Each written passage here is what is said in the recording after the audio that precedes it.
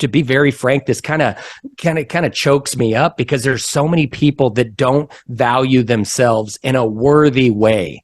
And worthy can be working at the local big box store, shelving groceries. It's not about what you do or what you bring home or the value you bring, quote unquote, net worth. It's like, I'm talking about your value as a human being. And I would say that I had a strong value of who I was. And so in that sense, I want to kind of speak to the idea that, yes, I believed all of this was possible, and all of this became possible because of that pre-existing belief.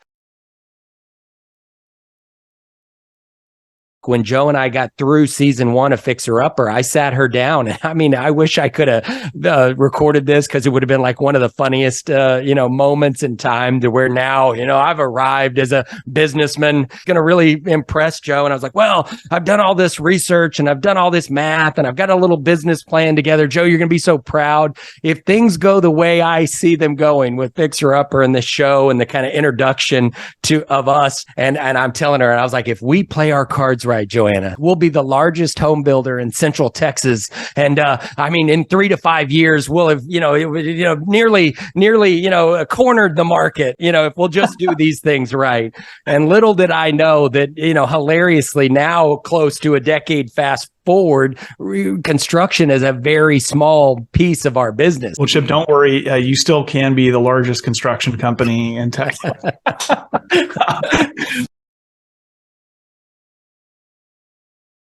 But I still remember this 30th birthday party. My sweet Joe surprised me with this. And it was in this 800 square foot house. Joe and I could not have been broker. I think we had a kid or two at the time. So we were just little bitty infant babies.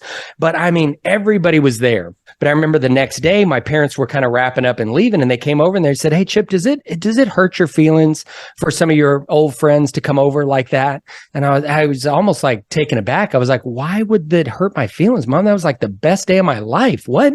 And she was like, well, you had to have noticed that 2 or 3 of those kids that you thought you were going to be at least on par with, if not like their bosses, they all drove up in cars that are as valuable as the house you live in. I thought I would have been further in my career by now. And I just want to encourage those of you that are listening that it's just like, this stuff doesn't typically happen overnight.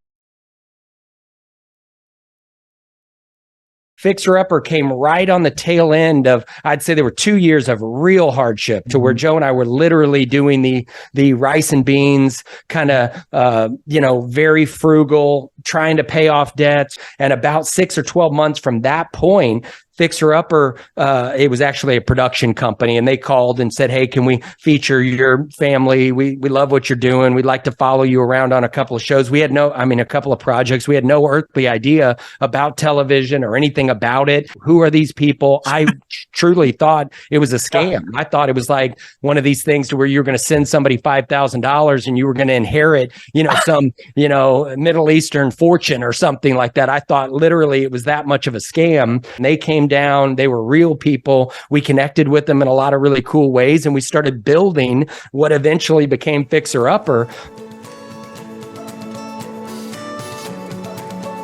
If you enjoy this podcast, please make sure to subscribe. And to stay updated on everything that the Action Catalyst is up to, make sure to follow us on Facebook and Instagram at Action Catalyst Podcast, and on Twitter at Catalyst_Action. And thanks for listening.